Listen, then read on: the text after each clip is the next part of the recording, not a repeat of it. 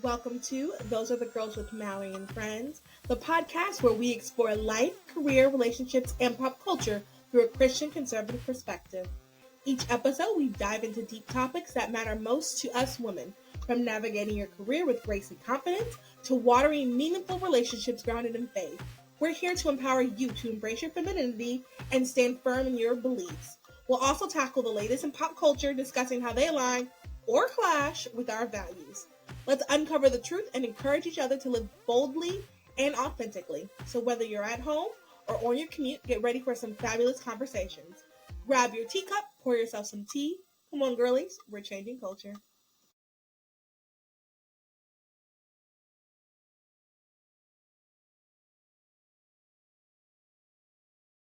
The views expressed on this podcast are our own and do not reflect our employers. Enjoy!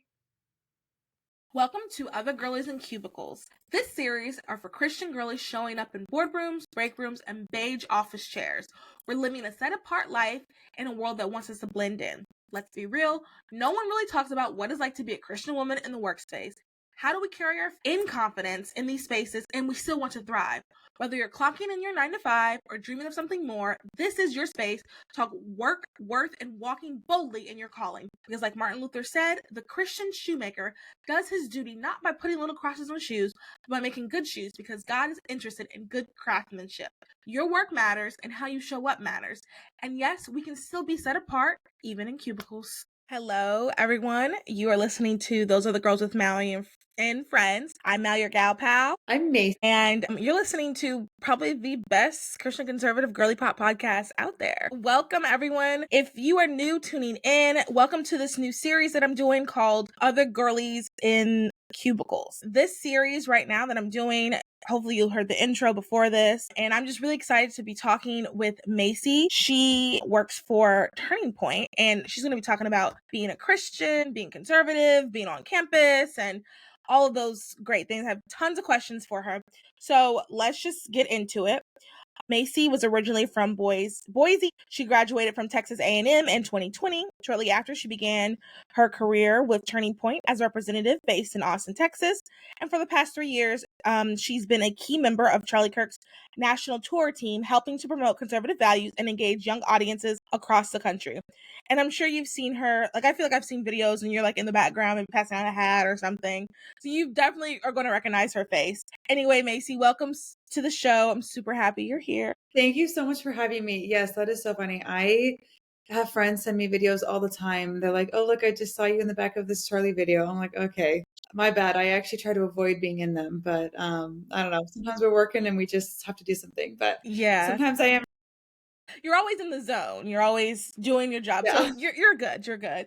So first, let's kind of talk a little bit about what made you want to join Turning Point. Were you in a Turning Point chapter in college as well, or let's talk about that? Yeah.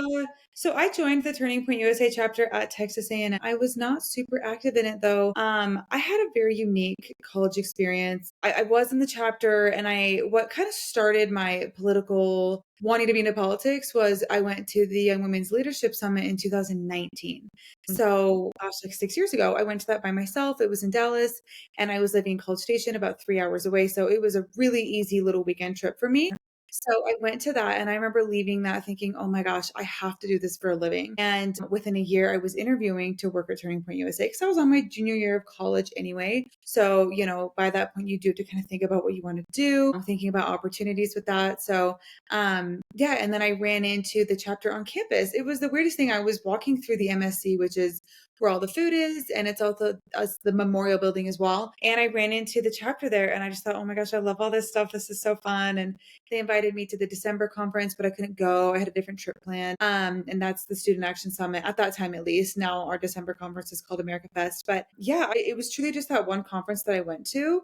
Charlie Kirk was there, and Ali Stuckey. I remember Alex Clark was there, but she was there as a guest. She had not started her show just yet. So it was quite a bit ago. But yeah, then again, within a year I was interviewing. So it really just worked out so perfectly. Some of it was right place at the right time. Obviously, a lot of it was God. And then some of it was I kind of kept the pressure on them as well when I interviewed. So I interviewed in January, I remember, or applied in January.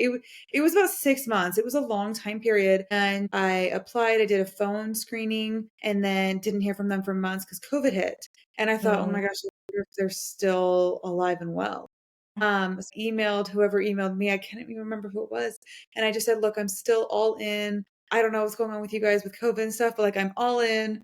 So, I'm still here. And then got an interview request in May, and then another one at the end of May, and then I had an offer letter by June.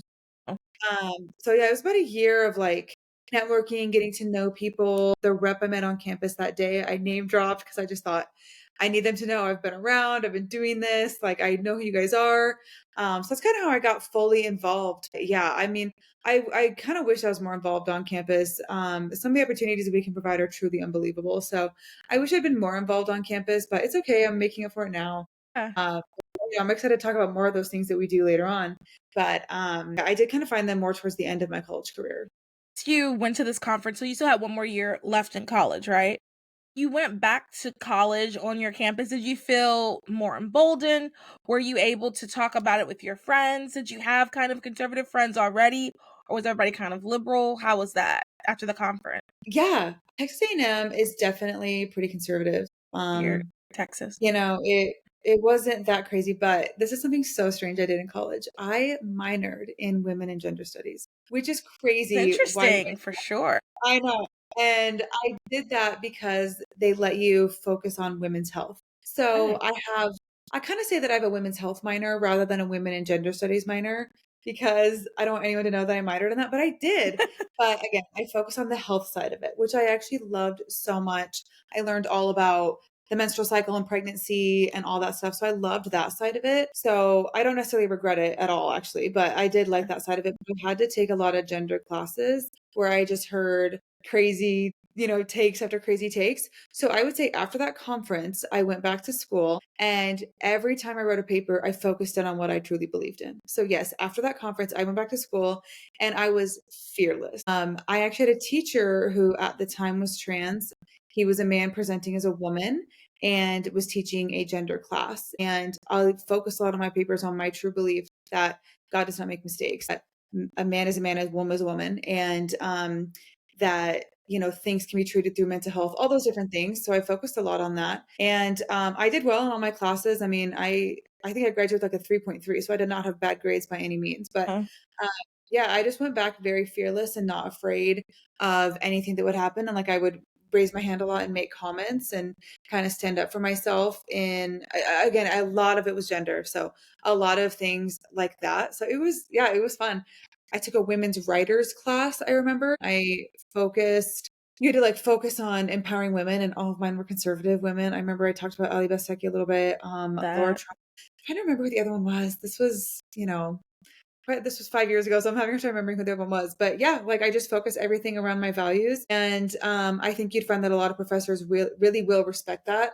Not all of them, but I tended to still work out with that. I mean, again, Texas A&M is conservative, so I'm sure at other schools that's not the case. But I mean, I am a good writer. I feel like I have good writing skills, good speaking skills, and so it wasn't an issue. But I mean, you could definitely tell where my papers were coming from. It was obvious. I love that. I love that you went to the conference and then you felt empowered after that. I'm sure like that also probably makes that was a part of that feel very empowered too. Like, okay, we're doing something, we're making a difference. I really want to touch for a second. When listening, if you're going back to school, if you're starting school, if you're trying to decide, you're thinking about being a conservative in school, I want to touch a little bit about how you said you still what you were still papers were more conservative use beliefs.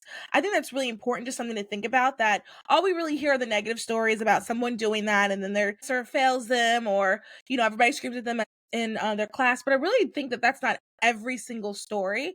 I don't think every single, and you made a good point that it is more of a conservative school, but I mean having a transgender teacher, still pretty major. I do think that like if you are listening and you're on the fence about it, I think at least trying to speak your beliefs, tell the truth, your values, just see what happens. Because I do understand some people get nervous, like I don't know if I should talk my values, I don't know if I should mention, I don't know if I should do my paper on Ali Befsaki or or Lila Rose or whatever. But I think that you won't know unless you try.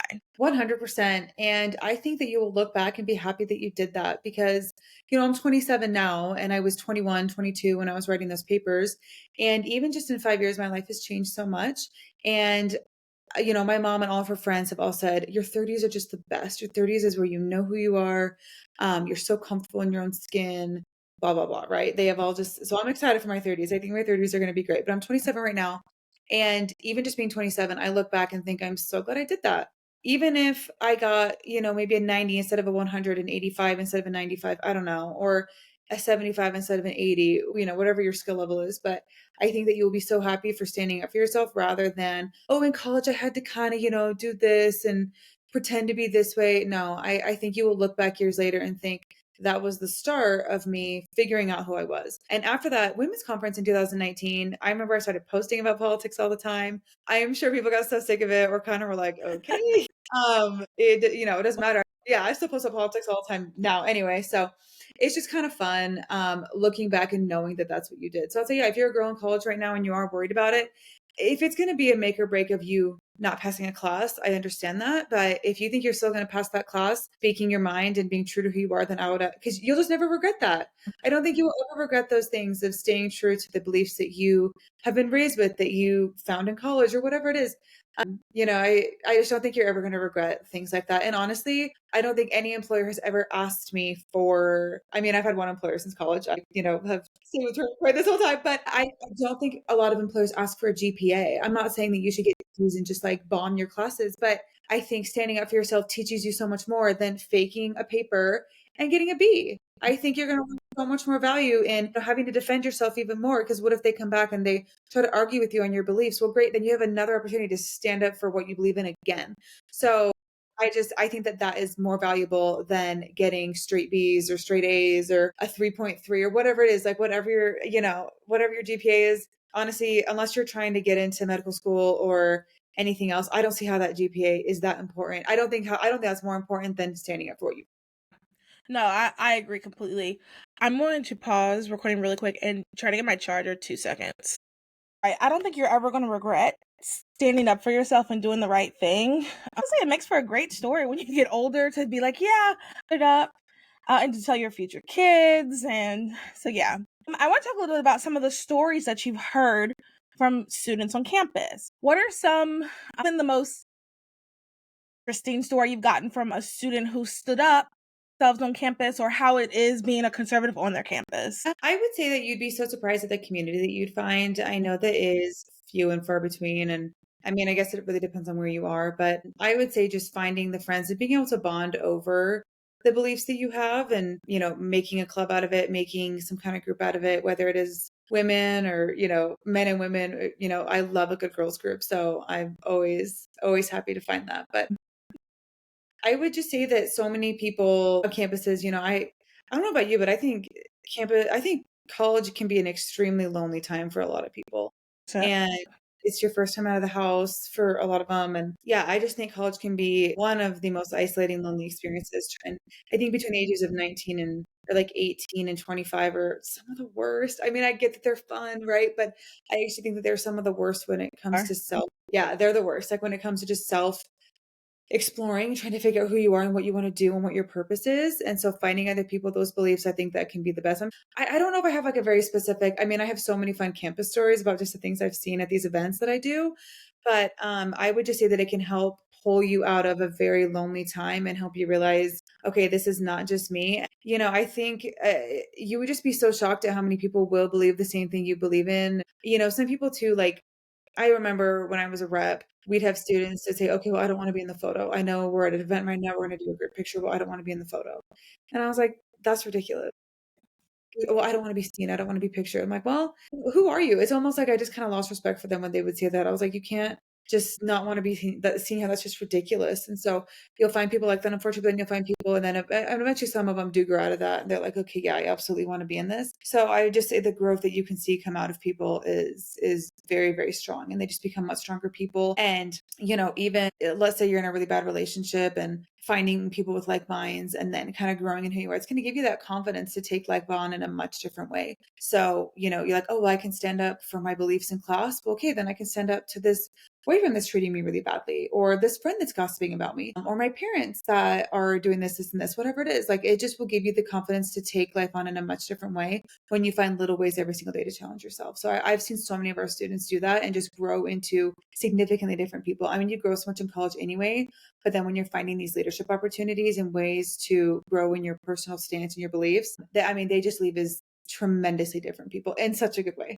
That, and I think that's something too, right now, a lot of people are saying college is useless, maybe don't go to college. I personally disagree with that. So obviously, I'll just use generic basket, maybe don't major in basket weaving, underwater basket weaving, but I do think there is, merit in going to college, not just for the education purposes, but also for growing. If you stay home, or myself, so I went to college in New Jersey, but I'm born and raised in Charlotte. So the person I am today would not be I would not be this person not to go to college. So I think you made such a great point about like growing. And I think that's another major thing. 18 to 25, you're so right. Those are some lonely, confusing years. No matter how great your parents tried, no matter what schools you went to, whether you were homeschooled, went to Christian school, public school, 25 will hit all of us. It'll hit all of us. We will all experience that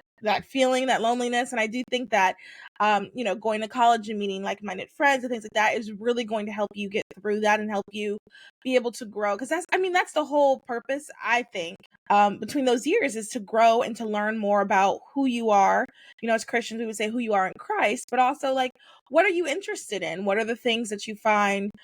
I got involved in, well, technically I've been involved in politics for years, but like I didn't really get like, okay, I really want to be a part of politics until college, until you get these type of experiences. So I think that I'm happy to hear that you see positive growth in the students they are under clubs and things like that. Oh, absolutely. Again, I wish I was more involved in college, but I do think that Turning Point USA has just evolved so much that now we have this massive network that can send our students so far and beyond. It is crazy. Like, we see our students go work at the White House, work on the Hill, work at their state house, go to law school, just so many cool things that and like just the way that students are getting connected. I mean, I can't even imagine in college getting connected some of the way that our current students are. So, it's not just the college classes themselves, it is the ways you can get connected through your university. There are some majors that are a complete waste of time, 110%. I don't think anybody will ever deny that. But the way that Turning Point is able to take that college experience and turn it into such positive things, that's the whole purpose of what we're doing. And then leadership and growth as well. But no, completely. I like college. I would never repeat it. That's for sure. Oh no, certainly wouldn't do it again. But I think everybody should go once.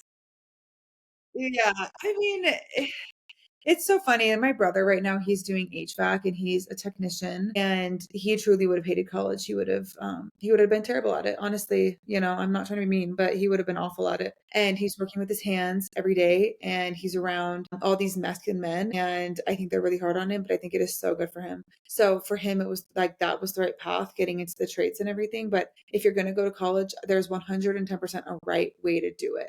I think that Charlie's big gripe with college is the people that don't do it the correct way. They don't work. They take out loans the whole time and they major in something so pointless. But there is a way to make college so incredibly valuable in your life. So many people just don't do that.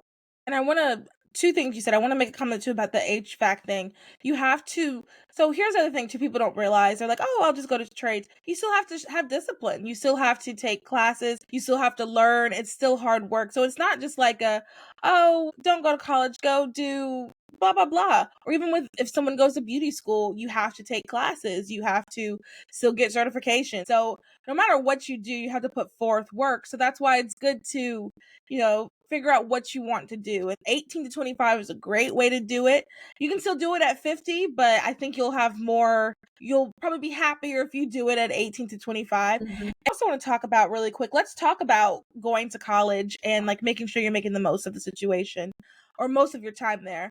I think that sometimes you're right about the, taking out tons of loans and like, doing crazy majors and like not focusing on school. And I'm not going to sit here and act like I'm perfect.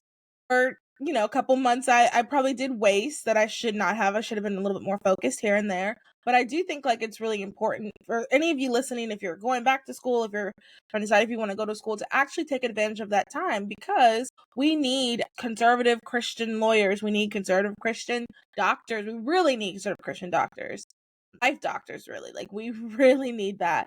We need dentists. We need people. We need women, if you place to meet a husband, if that's you desire. Like, we need in all of these fields. So I think it's just really important to go there, feel called to go there, and then take advantage of every opportunity. And it's amazing that through Turning Point, and not just through Turning Point too, but like there's other clubs too that are like in that same or same realm, I guess you could say.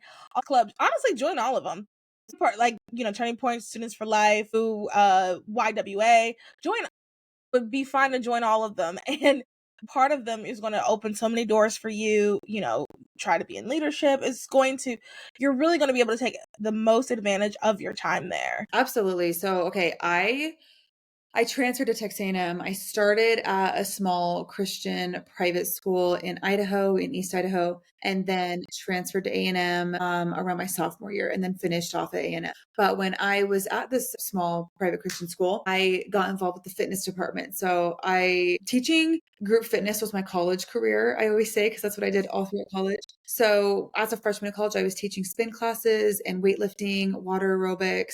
Freshman. Yes. Yeah. Like literally within a week of getting there. Yeah. It was so much fun. And then from there, it led me into being the fitness events coordinator for that department. And like none of this is paid. This is all just for fun. Right. And then from there, I was the fitness events director and you just do this for one semester. And then I taught classes. And then by then I had transferred and moved on. And so I had those kinds of things on my resume, fitness events director as a 19-year-old. And then I transferred to A&M and I was able to get a good job off campus. And then I started teaching rowing when I was at A&M. So then I taught rowing at A&M for a year and a half. And so it's like, even if you're doing these things that are not paid, I'm not trying to say you need to waste your time, but those opportunities and those things that I did put me in a position because it showed that I could go to school, have fun with my friends, run around, but then also do these extracurriculars. I mean, I would say it was like a little less than a part-time job. I would say it took up 10 to 15 hours a week. Still kind of a lot though, when you think about, your workload with campus and, your schooling and everything, even those kinds of opportunities, that's what's going to set you up and put you in such a good position moving forward, because you can't just graduate college and just be like, okay, I have a degree. That's it.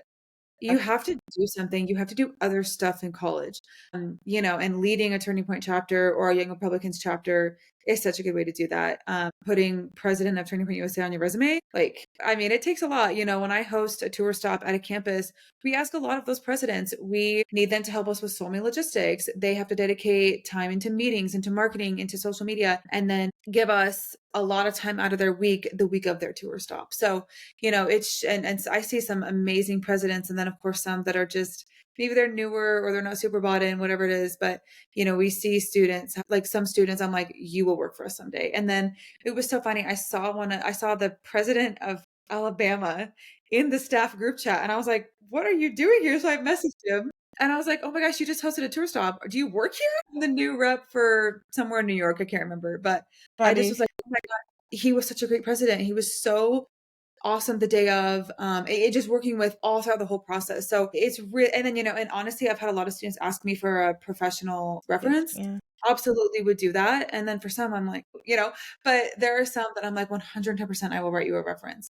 And so even just volunteering with your Turning Point chapter and just having fun with them, volunteering for a Charlie event, it's like, you just can't trade those opportunities. So there's so many right ways to do college, to leave with more than just a degree, because you cannot leave with just a degree. It doesn't weigh as much as you think it does.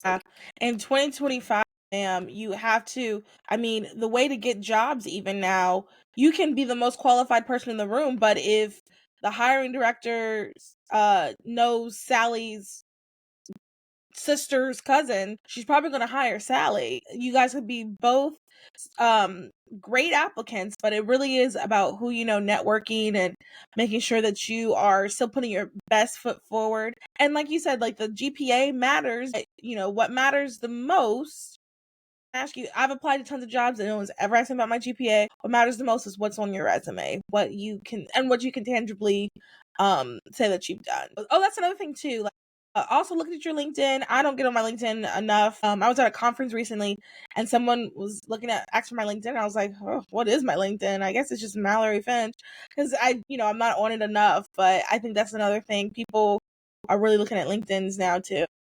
I'm the worst. I don't have one. Even have a girl. You gotta at least have one. Do it once. I And might have one, but I kid you not, I have not posted in 5 years. Like yeah, the same. photo is probably so old. Yeah.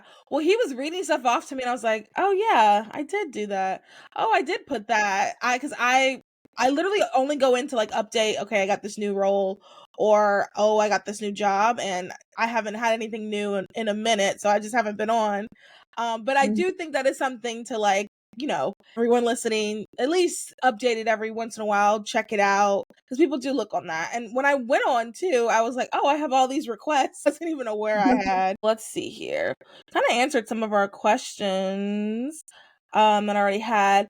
Here's some tips I guess you have for people who do receive a little bit of pushback on campus. Let's talk first about like with your friends. Because I think, you get pushback in class, but let's say you're a math major. You're probably, I don't know why politics would come up in math, but it can come up in your friendships and your relationships. And it can get a little uncomfortable and awkward, especially when you don't really know people that well. What are some tips that you have when you're just having conversations with your friends? I would say if you can tell that it's starting to cause kind of a bind between you and your friends or your classmates or whatever, I would say you can be the one to initiate a conversation that says, look, this is not the end of the world. Actually, it's not the end of the world for us to disagree on politics. And I think that there's more middle ground than you would think. So I was telling some ladies at church about this. I think it's really easy to watch clips and be like, oh my gosh, the world is doom and gloom. These college students are doomed, like they think the craziest stuff. But I would say that you would be so surprised at how much overlap you really do have. So, like, take the issue with healthcare. I think conservatives and more like left leaning liberal people would completely be able to agree that the healthcare system sucks. It's too expensive. It's extremely broken and it needs to be reformed. We just have much different ways of going about that, right? I think conservatives want a much more private approach. And then, again, just people who are more liberal are going to say that, well, maybe if we just had it universalized like these other countries, it would work out a lot better. And then people would get the healthcare that they receive. Well, guess what? I still want people to get healthcare. Like just because I'm conservative and Republican does not mean that I don't want people to have healthcare. You have to look at all these sides to it. Well, what is inflating these prices? Is it price gouging on pharmaceuticals, on premiums, on your premiums, your monthly payment, on your deductibles? What is cranking all these prices up? Why does it cost $90,000 to have a baby and then you pay $6,000? Well, where did that 90K come from? And it's these, the answer there is the middleman involved, which is insurance. But, I just think there's so many, everyone wants solutions to the same problems. It's just, you're going about them in much different ways. Mhm. So I think honestly, it comes down to like, go outside and touch grass. Your differences Yes. on things like that are not that important.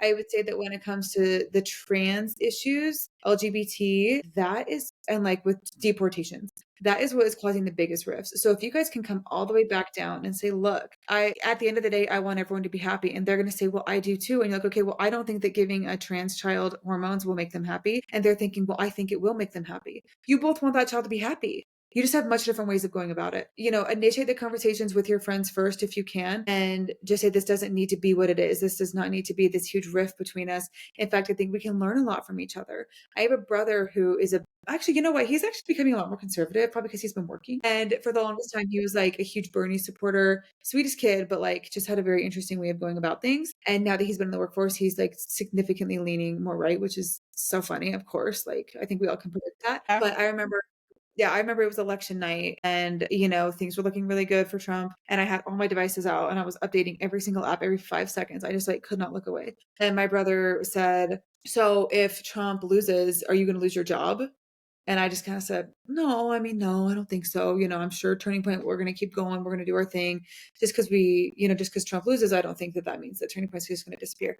And he goes, oh, I mean, I would have voted for him if it meant you kept your job. Which was so sweet of him for him to like vote for someone he doesn't want to win Yeah. just because it could jeopardize my job, which it wouldn't have. It just for someone on the outside, I can see why he would might think that. And so it's take it all the way back down. Like everyone here is a person trying to make it in this world. We all want solutions to the same problems. So how can we change what we're talking about, change how we're looking at things, and find that common ground? Because it's there. I promise it's there. No, I love that. I love what you said too about your family, because I think that's something that, once again, all you hear about is like on TikTok, you see all these people like liberals. I got talking to my best friend of 18 years because she da da da. When in real life, like, I have friends that are liberal, like, I'm really close. I'm thinking of two particular people. I'm pretty close to them, and I know that they are definitely left center. They might not necessarily be like completely leftist, but they're definitely left of center. The reality is, most of us are about life, and we are friends with people who we disagree with.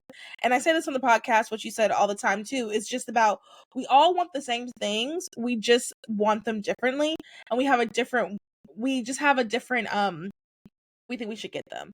Like, the biggest difference is how we get them, but we all at the end of the day want the same things, and that's how we become better, is through discussing. Okay, I think this is my way. This is the way I think that is right. Well, this person, this is the way that they think is right. You discuss it, and then you come down and be like, okay, what is the right way? At the end of the day, we all just want. I mean, everybody wants like two basic things: to be safe and to be happy, and well, and then to protect their family. That's all you really want. Think once you really get down to that, it's not as scary people probably think. Really quick, you mentioned that this issue, LGBT issue, and the deportation issues, those are the three things that are kind of like hot topics right now, like on campuses. I'd say that those are the biggest things I'm seeing. That and abortion. Abortion has always been there. That's never going to go anywhere when it comes to being a hot topic issue. But yeah, I would say, just trans people in general, and then as well as the deportations. That one's kind of a newer one, especially since Trump has been president. I mean, I guess not newer, but it just feels to be significantly more relevant. So yeah, those are the three biggest issues I'm seeing discussed at every single tour stop. Uh, Yeah, I Interesting. mean, some people make the same point, some people don't. But yeah, those are the top three. I think, and what's so, I guess, difficult about those type of conversations is those are super personal. We can talk about healthcare. There's still a kind of a level of like, we don't, most of us, especially those of us young, most of us don't really need like major healthcare. I mean, there are people who, have chronic illnesses, but for the most part, most of us don't really go to the doctor that often. So you're still a little bit detached from it. But like when it comes to like abortion, LGBTQ, trans, deportations, that's probably as personal as you can get. So that's interesting. That's interesting. Yeah, I mean, I think it kind of makes sense just because it's personal, but it's also it's been made so publicized. I mean, it's everywhere. Everyone's Yeah. talking about them. Yeah, it is really interesting. And then some people are like, well, you don't know until it happens to you. And it's like, well, that's why you decide who you are ahead of time. You decide what your values are before you get into a situation like this or before you're forced to make a decision like that. Of that, yeah. You're right. That is why it's okay. So okay, so you're making me think of this other thing too. Another thing I hate when people say is like, you don't know because you haven't gone through, and like, or there are times where like you really don't know certain things until you go through them, but you can still have an opinion. Like, you can still have beliefs and values, and I think it's good, like you said, to determine that before you go through them. So then when you do go through them, you're kind of, you have those values. Saying it's like, don't stand for anything, you'll fall for everything. If you stand for nothing, you'll fall for anything, something like that. I something like that. You're completely right. Yeah, yeah. Let's see here. I think I have like one more question. Let me phone. No, okay.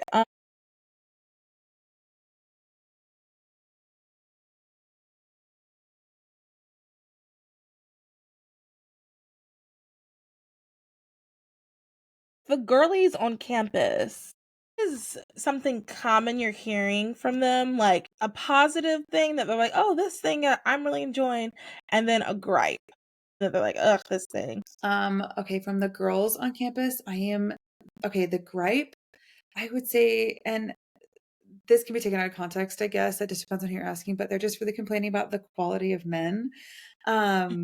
Just like, or like the lack thereof, I guess. Yeah. I do not want to say that all men, I'm not a man hater. I'm not gonna be like, oh, all No, we don't hate men here. We love men. We want men here. We want them. Also want them to be accountable. Continue. Yes. So I would say that's a big one. And it's funny, there's a lot of guys on campus who will get up there and ask Charlie for dating advice. And you can tell that they are the most well-intended guys. And I'm like, okay, where are the girls that were just talking to me? They should go date this guy. So there's so many guys out there, but I would say that's going to be a big one. Just a lot of men getting really caught up in porn and drinking and things that don't matter. And I will say, they're 19. I'm sorry, girly, but please do not be expecting husband material from a 19-year-old. It Uh, is okay to be realistic. Like, I mm, think that you give them 2 years out of college and then try to, plus college is not a time to be serious about boys. I think you should just go on lots of dates and have fun.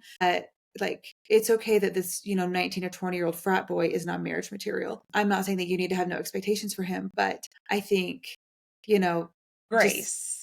yeah. Give him a little Yeah. bit of grace and then kind of circle back to that, in a couple years.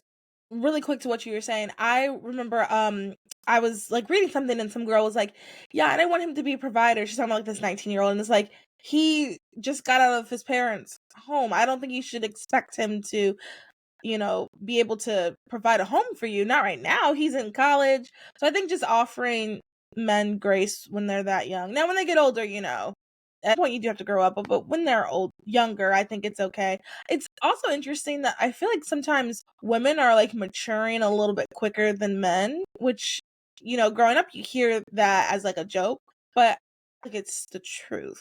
I feel like it's the truth a little bit, but I also feel like it's due to standards. I feel like if men were forced to grow up faster, they would. I think women are forced to grow up way faster just based on societal standards. So I think it could be a little bit of both, but I don't think that girlies at 19 need to be like, oh my gosh, I'm looking for my husband. And this is where me and Charlie will disagree, but he highly encourages young marriage, young children, and all that, which is honestly great. I really do think it's great. Now, I probably have a very jaded view. I was married very young. I was married at 19 and then divorced at 25. And so, like, I am not a good person, honestly, to ask about this, but I will say there's so much value for girls to get to know themselves, get to know the world, get to know what career they want to do, all those good things, and then kind of look for that. Like, it's okay at 19 to not be looking for a husband. Like, you don't need to look for a husband at 19. You should be in Europe this summer. And then next summer, you should be in Africa on a safari, right? So but I think young marriage is great for a lot of people. I just think it should not be a blanket statement in the slightest. And again, just coming from my jaded view, clearly. But okay, but Sorry, then yeah. seconds. I think that even though, everybody has life experience, but I do think you have some truth in what you say. And like at the end of the day, it is your life experience. So I don't think, don't knock your experience. And I want to say, like, I heard this years ago in like a youth group or something. It's like you go about your life doing what God has called you to do, and then you're gonna meet your husband. He's gonna run up beside you. So focus on go to Europe, enjoy yourself there. You could meet someone in Europe. I wouldn't hold my breath, but you could. It's possible. As long as you're like living your life, doing what God has called you to do, whoever that person is going to come up beside you, whether it's at, 19 or 29 or 56. You just have to make sure that I think is really important, to get married, have kids young thing. That's fine, I guess, but like you just don't want to settle. You want to make sure that you're actually like living a life. You don't want to make your whole life about finding this person. Miss out on so many other experiences. Like the world is so big. There are so many people you're going to meet, so many experiences you can have with somebody or without someone. You just got to make sure you're doing what you are supposed to do and like don't let people get into your head. Okay, continue. Absolutely. No, absolutely. We could do like a 2-hour episode on marriage and dating and all that stuff as a girl who's Christian, in your 20s. Oh my gosh. Like, I could say way too much about that. But I would say for the positives, I would say that women have more opportunity now than they have ever had. So any woman who's like, we don't have equal opportunity. That's so false. I can't even describe how false that is. First off, I think in so many STEM fields, women are paid higher, and that could be because of quotas. Maybe that's a bad thing because I don't really believe in affirmative action or quotas necessarily. I think people need to be hired based on merit and skill. But if they have a woman that comes along and wants to be an aerospace engineer, I think that you have very good chances of being hired and having a really good salary. So I think the Nice. opportunities for women are unbelievable. So many of my chapter presidents that I work with are women, and they are just so good at leading. And then they leave college with all this amazing experience. So even if you're leading your sorority, you could lead your Bible study, you can lead anything you want to lead, and it is giving you such great experience. And then you're right, you're going to be so busy living your life, leading other people, learning things, and then all of a sudden, maybe your husband does show up, and then it's time to focus on that. But you don't just want to sit around and just wait for him to show up. You need to get out there and just do things and figure out who you are, figure out who God is, and all those good things that come along with that. And then from there, things will fall into place the way that they should. I really do think that there's more experience for women today than there ever has been, and it is at an all-time high. Whether it's running for office or starting a business, even with social media content creation, you could okay, I really want to make a swimsuit line. I know that sounds really weird, but I do. Ideas for swimsuits, and sometimes I'm laser focused on finding what I want to find, and I could never find it. And I could do that and start it on social media and sell on Instagram alone. I could. Okay. And it's how has that ever been an opportunity before, just to sell on Instagram, right? So, or just having a linked storefront. There's so many things that women can do. So take every opportunity you can, because it could lead you to so many paths. I did not think that going to this fun conference would lead to a 5-year career in politics. It's just, you just have no idea where those things will lead. Women have more opportunities today than they've ever had. So don't listen to liberal women telling you that we're being held back or that we don't have opportunity, because that is so far from true.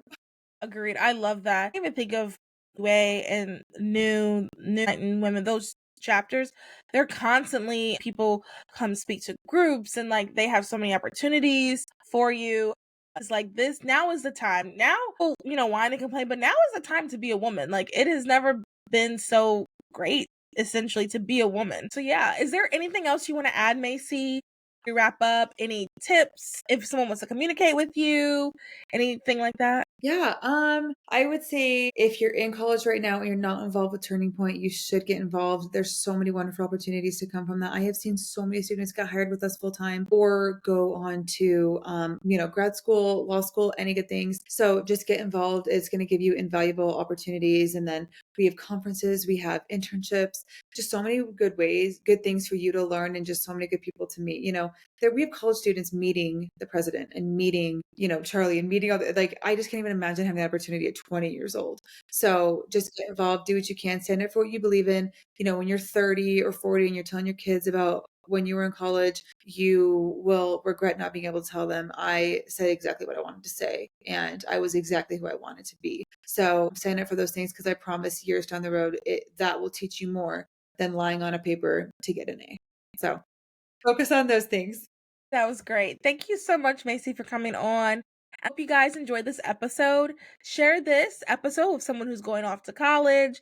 Share it with someone who's going back to college. Share this episode. Some of these things you can even take into the workforce. If you have a job, you can take it there. If you're fresher, even if you're going back to work, Anyway, this episode, share it with everybody that you know. And make sure you rate, review, and subscribe.